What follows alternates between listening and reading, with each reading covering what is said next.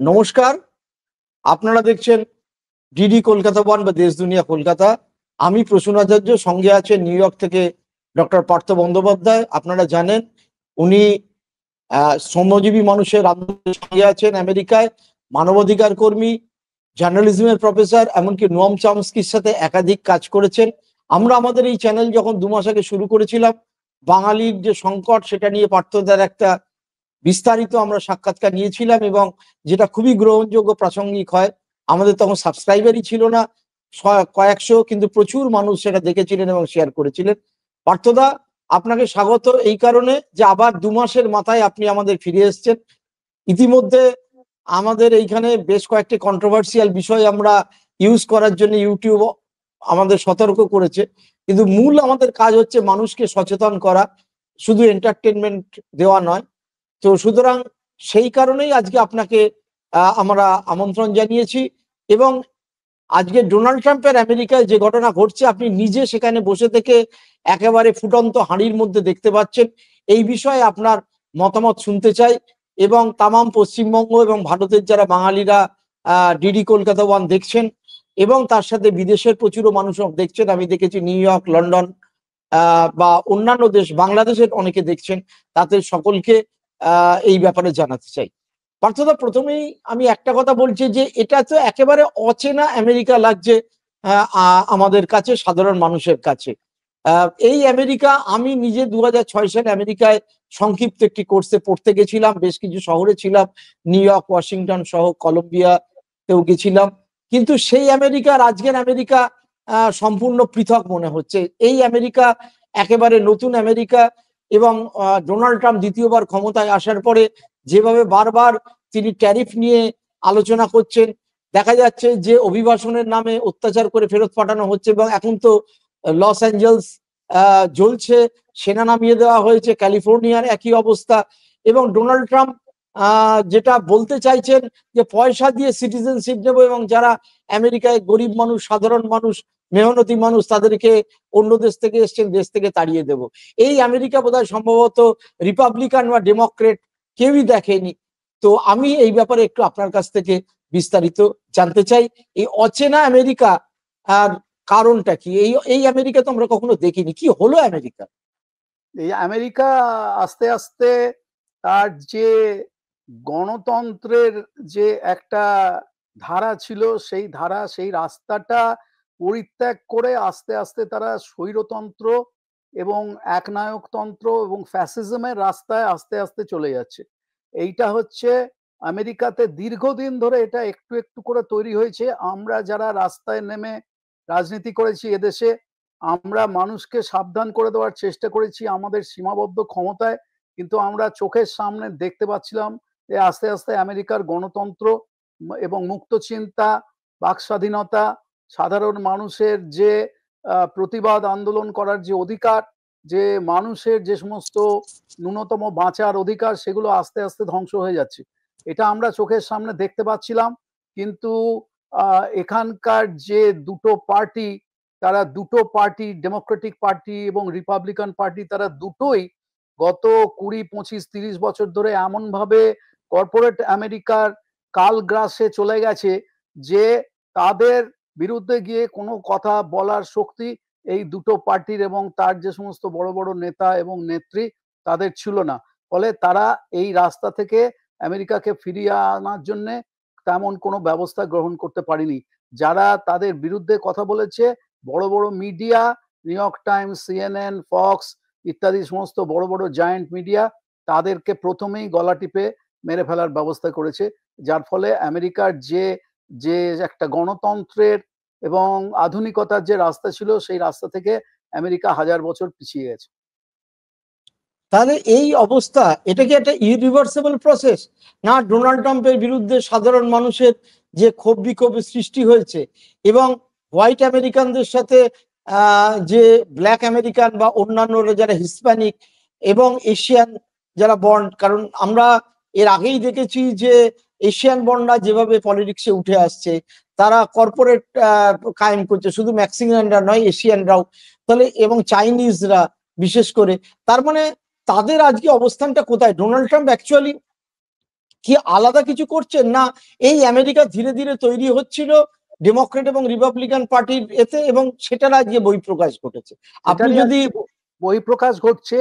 কিন্তু সেইটা আজকে যেমন আমাদের দেশে এই মোদিরা এসে আমাদের দেশে যে দীর্ঘকাল ধরে যে গণতান্ত্রিক যে অবক্ষয় ঘটেছে, মুক্ত চিন্তার যে অবক্ষয় ঘটেছে, সেইটার রাস্তাটা তৈরি হচ্ছিল, কিন্তু এরা এসে সেটাকে হঠাৎ একটা বিরাট লাফ দিয়ে হাজার গুণ দ্রুত সেই ধ্বংসের কাজটা ত্বরান্বিত করতে পেরেছে।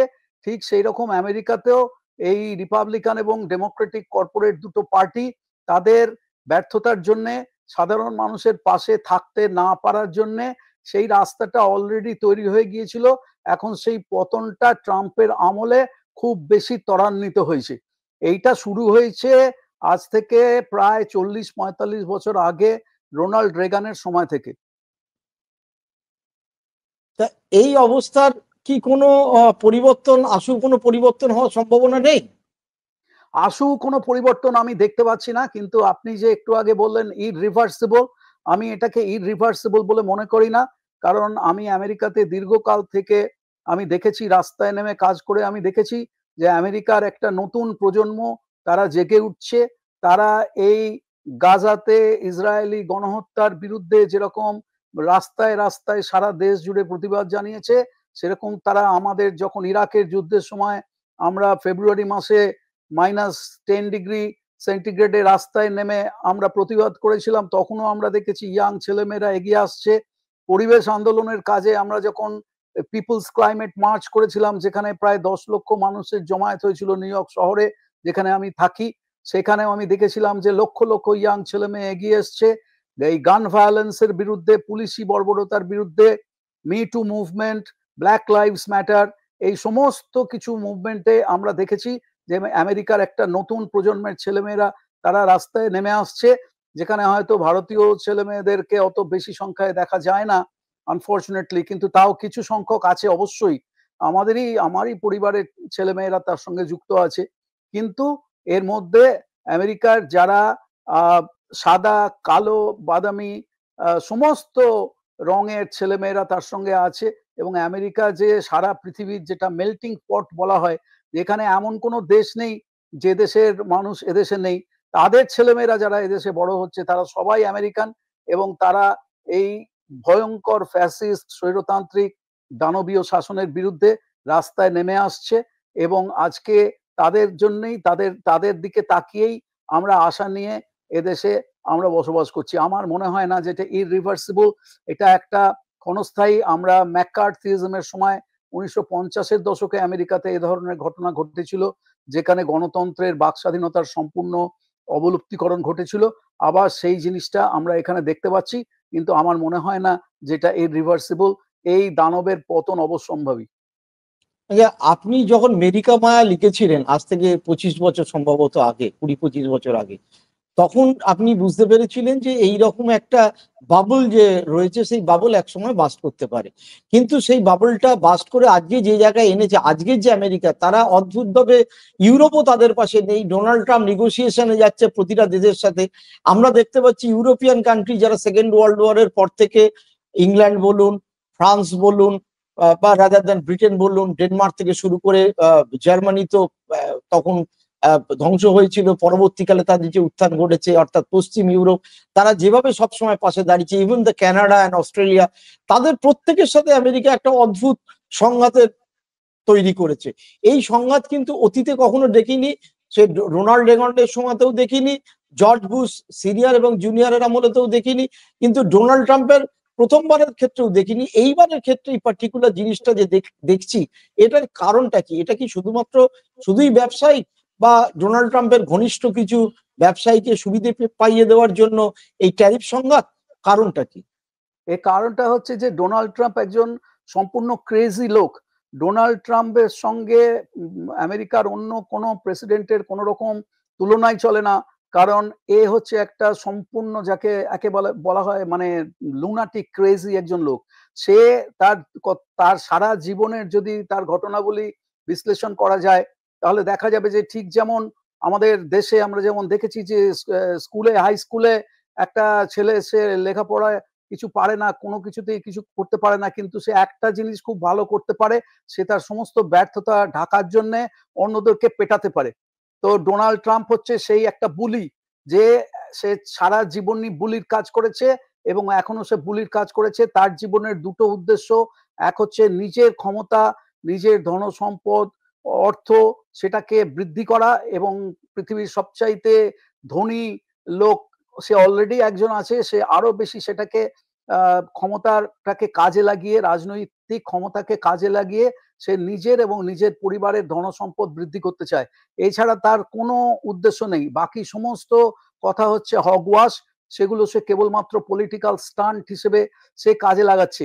এবং তার পাশে আমেরিকার সমস্ত, আমাদের দেশে যেমন মোদির সাহের পাশে ভারতের সমস্ত ধনকুবেররা এসে জমায়েত হয়েছে, আমেরিকাতে এই ট্রাম্পের পাশে Elon Musk, Jeff Bezos, Bill Gates, এই সমস্ত বড় বড় ধনিকের, মানে যারা ধনিক শ্রেষ্ঠ 1% অফ 1%, তারা এসে জড়ো হয়েছে, কারণ তারা এই লাভের গুড়টা তারা খাচ্ছে। এবং আরেকটা জিনিস হচ্ছে, ডোনাল্ড ট্রাম্প হচ্ছে একজন হোয়াইট সুপ্রিমেসিস্ট। সে কে তার বাবা ছিল কে সক্রিয় সদস্য। আপনারা সবাই জানেন যে কুক্লাক্স ক্ল্যান বা কে ইতিহাস, তারা কিভাবে এদেশে কালো মানুষদের নির্যাতন করেছে, রাস্তায় তাদেরকে গলায় দড়ি দিয়ে ফাঁসি দিয়েছে, এবং তারা কিভাবে ঘর বাড়ি জ্বালিয়ে দিয়েছে, চার্চে বোমা মেরেছে, তার সমস্ত ইতিহাসটা আমরা জানি। সেই যে অন্ধকার ইতিহাস, সেই অন্ধকার ইতিহাস থেকে আমেরিকা আস্তে আস্তে আস্তে আস্তে বারাক ওবামা বা ইত্যাদি এই সমস্ত মানুষের, বার্নি স্যান্ডার্স বা আরো যেসব প্রগতিশীল নেতা নেত্রী আছে, তাদের হাত ধরে আলোর দিকে পদার্পণ করছিল। কিন্তু হোয়াইট আমেরিকা বললে ভুল হবে, এক শ্রেণীর এই উগ্র শ্বেতাঙ্গ খ্রিস্টান আধিপত্যবাদী অতি দক্ষিণপন্থী যে হোয়াইট আমেরিকা, তারা সেই যে ব্ল্যাকদের বা গরিব মানুষের বা ডাইভার্স আমেরিকার যে উত্থান, সেটাকে কিছুতেই মন থেকে মেনে নিতে পারিনি। সেই জন্য তারা ট্রাম্পকে যেরকম ভাবে পারা যায় তারা সাহায্য করেছে, রাজনৈতিক ক্ষমতা দিয়ে, অর্থনৈতিক ক্ষমতা দিয়ে, এবং শেষ পর্যন্ত একটা ব্যর্থ ডেমোক্রেটিক পার্টির ব্যর্থতার সুযোগ নিয়ে বাইডেনের মতন একজন মানে সম্পূর্ণ অক্ষম, অশক্ত, ব্যর্থ মানুষের ব্যর্থতার সুযোগ নিয়ে তারা ট্রাম্পকে আবার ক্ষমতায় ফিরিয়ে নিয়ে এসেছে। কিন্তু তা সত্ত্বেও ট্রাম্প ক্ষমতায় ফিরতে পারতো না যদি না আজকে প্যালেস্টিনিয়ানদের এই গণহত্যা না হতো, এবং লক্ষ লক্ষ আমেরিকান ছেলেমেয়ে যারা সাধারণত ডেমোক্রেটিক পার্টিকে ভোট দেয়, তারা এবারে ভোটই দেয়নি। এবং 15 লক্ষ ইয়াং ছেলেমেয়ে ভোটই দেয়নি, ভোটই দেয়নি প্রতিবাদে তারা ডেমোক্রেটিক পার্টিকে ভোট দেয়নি। 15 লক্ষ ইয়াং আমেরিকান ছেলেমেয়ে তারা এই গাজার গণহত্যার ইস্যুতে ভোট দেয়নি বলে আজকে সেই একটা রেজার থিন মার্জিনে ট্রাম্প বেরিয়ে গেছে। এত কিছুর পরেও ট্রাম্পের জেতার সম্ভাবনা কম ছিল, কিন্তু এই প্যালেস্টিনিয়ান ইস্যুটাকে ট্রাম্প কাজে লাগিয়েছে। তাহলে ইলন মাস্ক একেবারে সত্যি কথাই বলছে যে আমি হেল্প না করতে ট্রাম্প জিততে পারতো না, কিছুতেই জিততে আমি পারতো না। আমি প্রত্যেকটা মানুষকে, প্রত্যেকটা মানে যে ঘটনা মানে কখনো কোথাও দেখা যায় না। মাস্ক প্রকাশ্যভাবে ঘোষণা করেছিল যে যারা ট্রাম্পকে ভোট দেবে তাদেরকে সে লটারি করে $1 মিলিয়ন করে তাদের উপহার দেবে, এবং সে প্রত্যেকটা বড় বড় মিটিং এ একজনকে সিলেক্ট করে সে $1 মিলিয়ন করে উপহার দিয়েছে। অর্থাৎ আমরা দেশে যেটাকে সাদা বাংলায় বলি যে টাকা দিয়ে ভোট কিনে নেওয়া, সেই জিনিসটা এবারে চোখের সামনে ইলন মাস্ক আমেরিকাতে করলো। আচ্ছা, হঠাৎ তাহলে মাস্কের সাথে একেবারেই কি ব্যবসায়িক কারণে, যেহেতু মাস্কের যে গাড়িগুলো সেগুলো কার্বন এমিশন কমাবে বলে ইলেকট্রিক ভেহিকল বার করেছিল, আর এটা বিরোধিতা করছে ওখানে ভর্তুকি দেবে না বলে, শুধুমাত্র এই কারণেই কি সংঘাত? মানে আমি লাভটা পাবো না বলেই আমি তোমার বিরুদ্ধে? হ্যাঁ, সংঘাতের একটা বড় কারণ হচ্ছে যে ইলন মাস্ক সে হচ্ছে পৃথিবীর সবচেয়ে ধনী একজন লোক, এবং সে তার নিজের কোম্পানিকে সে ট্রাম্পের সাহায্যে আরো ফুলিয়ে ফাঁপিয়ে তুলতে চেয়েছিল। কিন্তু ট্রাম্প যে এবং তার যে কে জাতীয় লোকেরা, খ্রিস্টান সুপ্রিমেসিস, তারা যেহেতু বিজ্ঞানে বিশ্বাস করে না, ফলে ইলন মাস্কের সঙ্গে ট্রাম্পের একটা আভ্যন্তরীণ সংঘাত ছিল। কারণ ইলন মাস্কের একটা সবচাইতে বড় প্রজেক্ট হচ্ছে স্পেস এক্স প্রজেক্ট, যেটা মঙ্গল গ্রহে উপনিবেশ স্থাপন করতে চায়। আর এই যারা হোয়াইট সুপ্রিমেসিস্ট, ফার রাইট খ্রিস্টান, তারা মনে করে যে পৃথিবীর বাইরে আর কোনো সভ্যতা সম্ভব না, এবং ঈশ্বর 7 দিনে পৃথিবী সৃষ্টি করেছে এবং বাইবেলে যা লেখা আছে তা আক্ষরিক অর্থে সত্যি। মানে তারা এমন ভাবে সেটাকে বিশ্বাস করে যে তারা যে কোনো ধরনের সায়েন্টিফিক ডিসকভারি বা যে কোনো ধরনের বিজ্ঞানসম্মত কথাবার্তার সম্পূর্ণ বিরোধী। এই কারণে ইলন মাস্কের সঙ্গে ট্রাম্পের একটা আভ্যন্তরীণ সংঘাত তো ছিলই, এবং তাছাড়া প্রফিট শেয়ারিং এর ব্যাপার নিয়েও তাদের নিজেদের মধ্যে সংঘাত ছিল। সেই কারণেই এই সংঘাতটা হঠাৎ এত বেড়ে গেছে।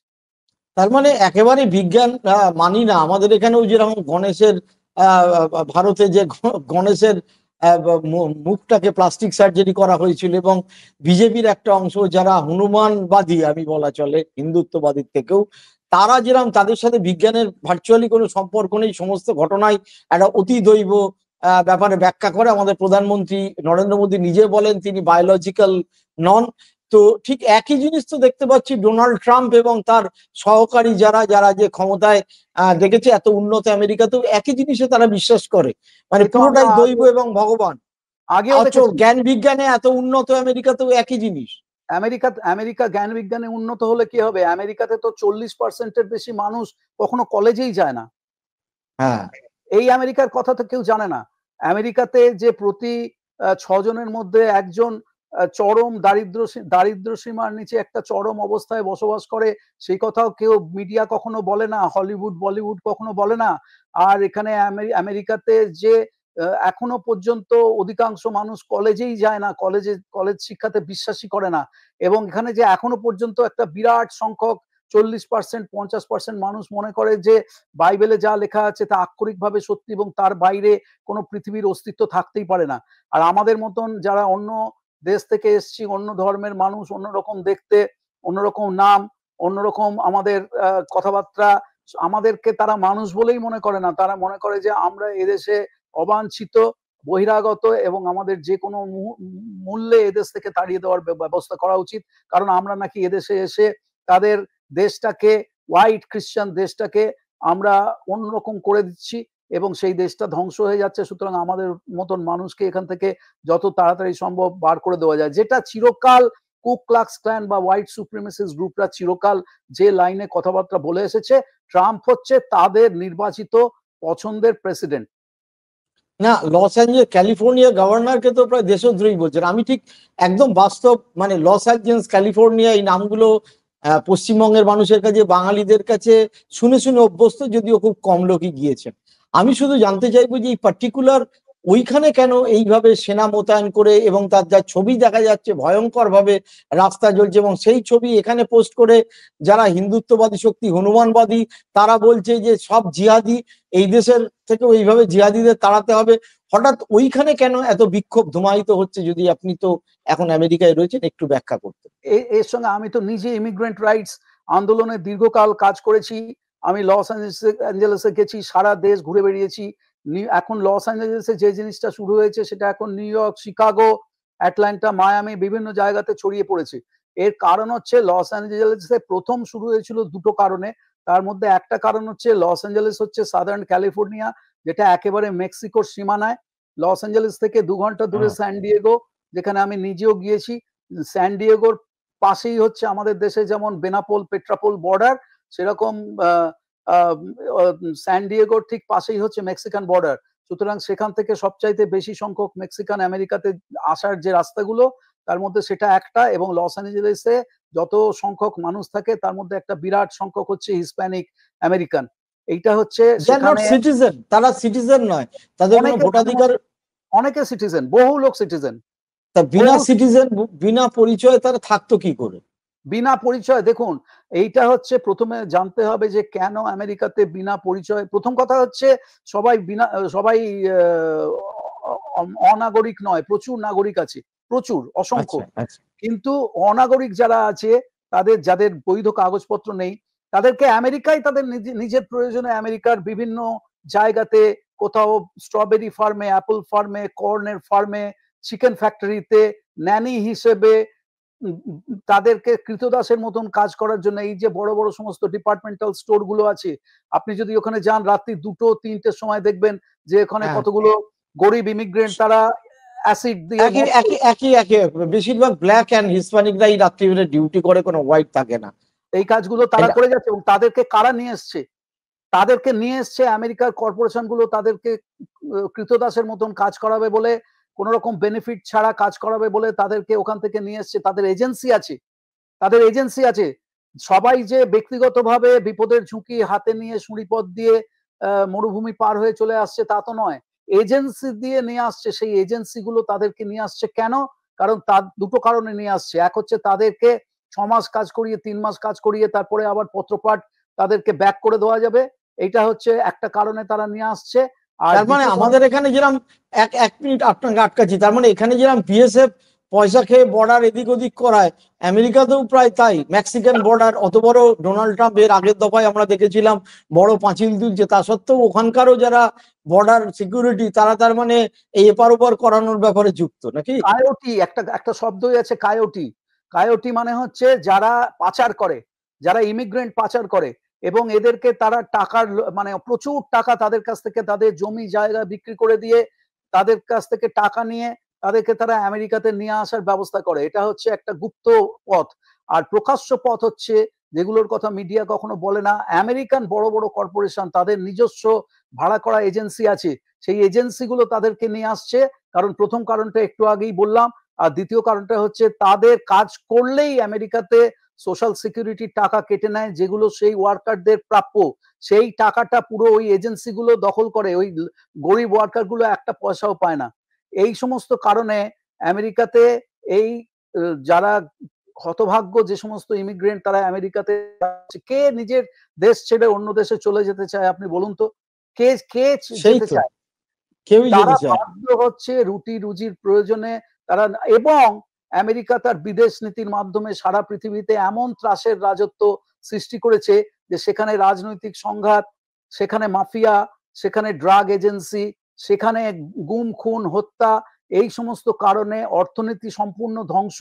এইসব কারণেই আজকে এই গরিব লোকগুলো মেক্সিকো থেকে, নিকারাগুয়া থেকে, হন্ডুরাস থেকে, সালভাডোর থেকে, বাংলাদেশ থেকে, ভারত থেকে, সারা পৃথিবী থেকে, আফ্রিকা থেকে আমেরিকাতে গিয়ে তারা জীবন ধারণের তাগিদে চলে যাচ্ছে। তারা নিজেরা কোনোদিনও তারা নিজেদের দেশ ছেড়ে অন্য দেশে যেতে চায় না। না কিন্তু এই যে প্রসেসটা শুরু করেছে এদের ধরে ধরে, কখন আমরাও দেখলাম ভারতীয়দের একেবারে চেন বেঁধে ফেরত পাঠানো হচ্ছে। যত সংখ্যক লোক গেছে তার তো খুবই কম ভগ্নাংশকে পাঠাতে পারবে। তাহলে এটা কি একটা আতঙ্ক সৃষ্টি করে ডোনাল্ড ট্রাম্পকে যে হোয়াইটরা ভোট দিয়েছিল তাদেরকে তুষ্ট করাই মূল কারণ? একেবারেই তাই, একেবারেই তাই। আপনি আমার কথাটা আমার মুখ থেকে কেড়ে নিলেন। একেবারে এক্স্যাক্টলি তাই। কারণ এদেশে কখনো, এদেশে ধরুন আমাদের হিসেব মতো 11 থেকে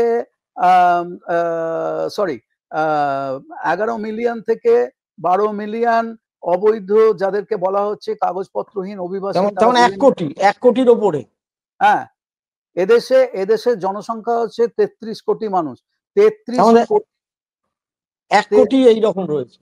এইরকম রয়েছে। 33 কোটি মানুষের মধ্যে 1 কোটির মতন মানুষ এরকম আছে।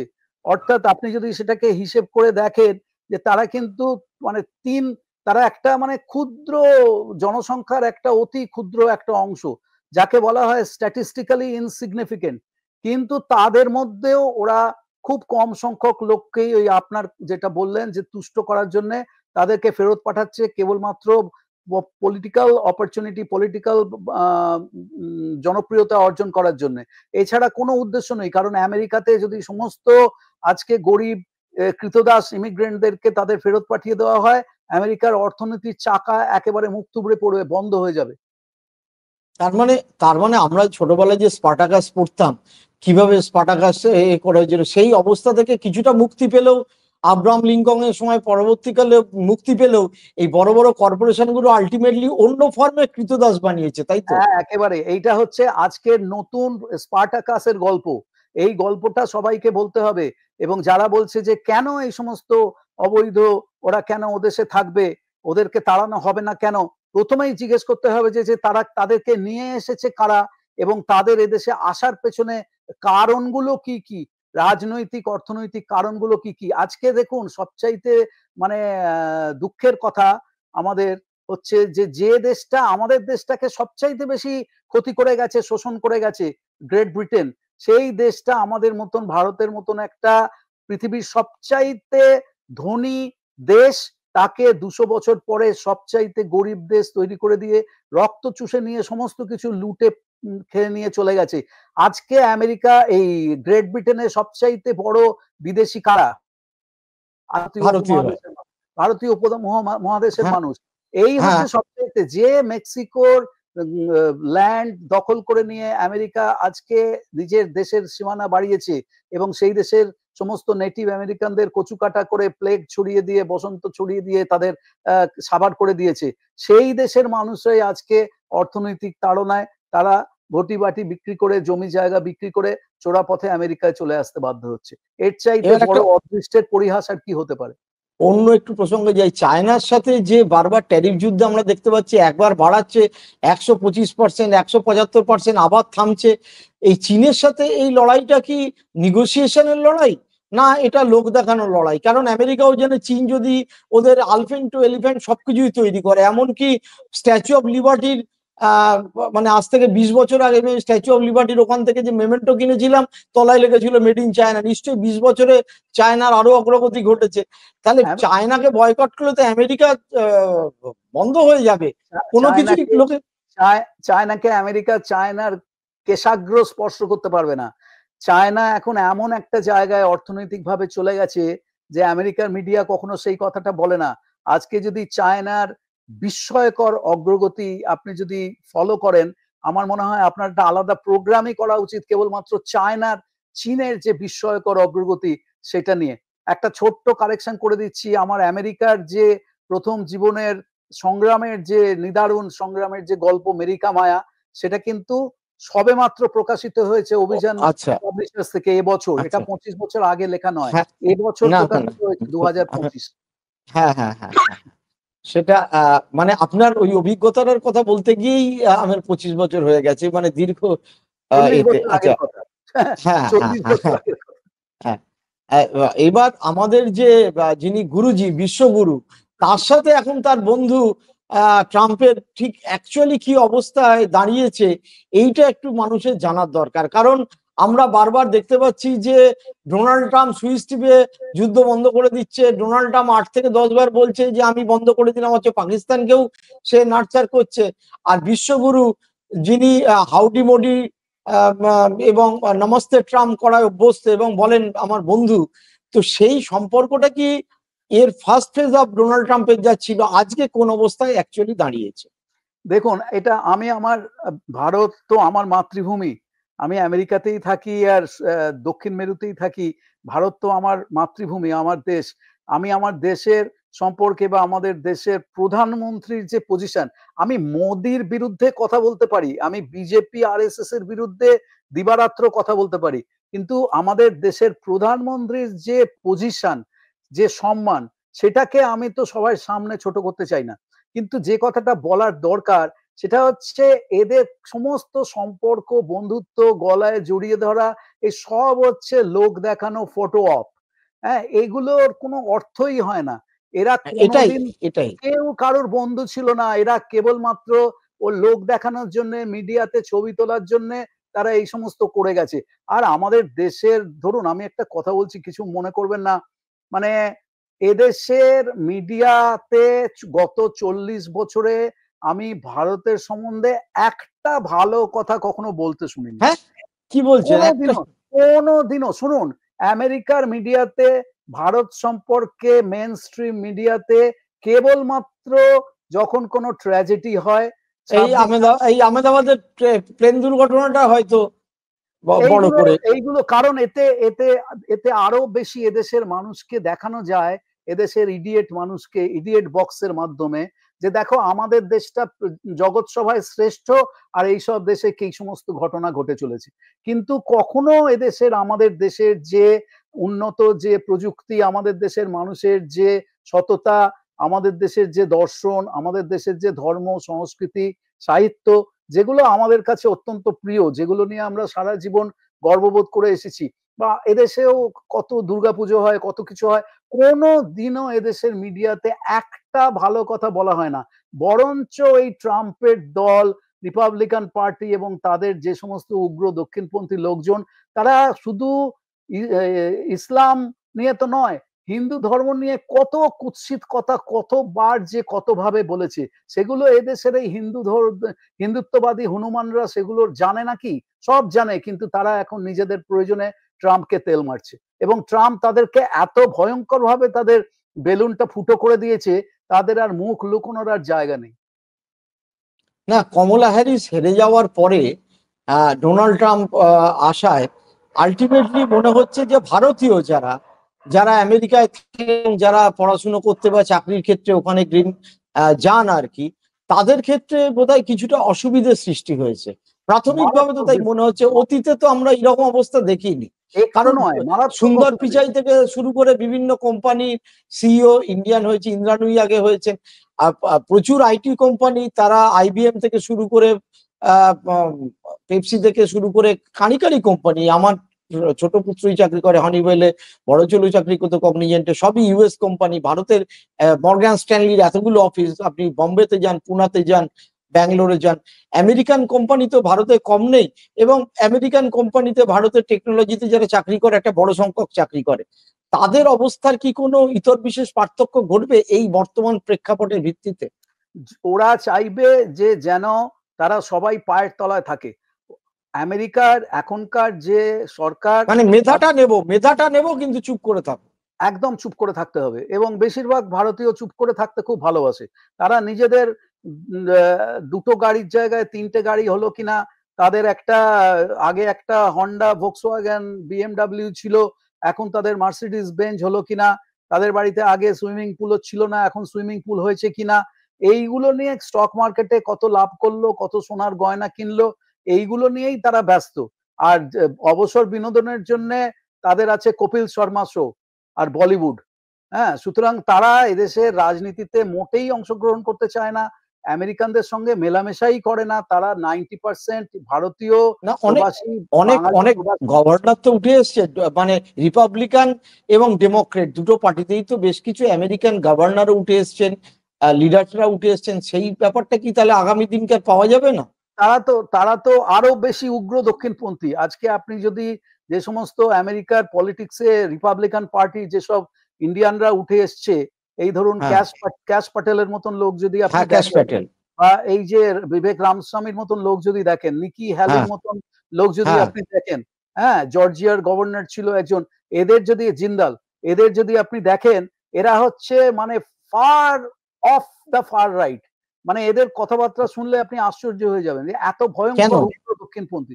কারণ ওরা ওই কেন ওটাতেই বিশ্বাস করে। তারা তাদের মনের মধ্যে একটা, তাদের দেখতে গায়ের রং হয়তো কালো, কিন্তু তাদের মনের ভেতরটা হচ্ছে ভীষণ রকম সাদা। এবং তারা মনে করে যে আমেরিকা হচ্ছে, এদের অনেকেই খ্রিস্টান। প্রথম কথা, এদের অনেকেই খ্রিস্টান, এবং যারা খ্রিস্টান নয় তারাও, সবার মধ্যে একটা কমন থ্রেড আছে, সেটা হচ্ছে এরা সবাই anti anti immigrant, anti poor, এবং এরা সবাই ওই ট্রিকল ডাউন ফ্রিডম্যান ইকোনমিক থিওরিতে তারা বিশ্বাস করে। তারা কোনো রকম সমানাধিকারে বিশ্বাস করে না। তারা মনে করে যে সবচাইতে যারা ধনিক শ্রেণীর মানুষ তারা পিরামিডের মাথায় বসে থাকবে, এবং সেখান থেকে চুইয়ে চুইয়ে তাদের নিচে যেটুকু পড়বে তাই নিয়ে, উদ্বৃত্ত নিয়ে যেন সাধারণ মানুষ সন্তুষ্ট থাকে, এবং তারা যেন কোনো রকম রাজনৈতিক আন্দোলন টান্দোলনের মধ্যে তারা যেন না যায়। এই যে ট্রিকল ডাউন ইকোনমিক যে সিস্টেম, এই সিস্টেমে ভারতীয় প্রবাসীরা খুব খুশি। সুতরাং তারা এই সিস্টেমটাকে মোটেই রক করতে চায় না। আচ্ছা, আচ্ছা। আমার শেষ প্রশ্ন হচ্ছে যে এই যে বর্তমান অবস্থা চলছে, ডোনাল্ড সারা মানে অভিবাসন অভিবাসন কড়াকড়ি হয়েছে, ফেরত পাঠানো হয়েছে, উল্টো দিক থেকে ডোনাল্ড ট্রাম্প ঘোষণা করেছেন টাকা ফেলো, আমেরিকান সিটিজেন হও। এই এই যে ধনিক একটা গোষ্ঠীকে আমেরিকায় তুলে নিয়ে যাওয়া, সবাই সুযোগ নেবে, এইটা আলটিমেটলি কি ব্যাকফায়ার হবে আমেরিকার ক্ষেত্রে, না এটা আমেরিকা লাভবান হবে? এতে বা কত আমেরিকার সংখ্যক ভারতীয় নতুন করে আমেরিকান সিটিজেন হতে পারবে? হ্যাঁ, হতে পারবে, প্রিয়াঙ্কা কিন্তু চোপড়া হয়েছেন, গেছেন, ঠিক আছে, কিন্তু এরপরে আমরা সেরকম দেখছি না। এই শাহরুখ এই খান কি হয়ে যাবেন, বা এই জাতীয় এই মানুষটা কি সিস্টেম চলে যাবে? এই সিস্টেম কখনো সাস্টেন করতে পারে না।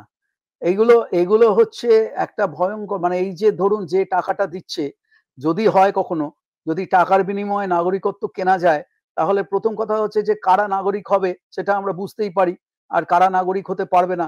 ফলে আমেরিকা, কিন্তু যারা নাগরিক হবে তারা কি আমেরিকার অর্থনীতি চালাতে পারবে?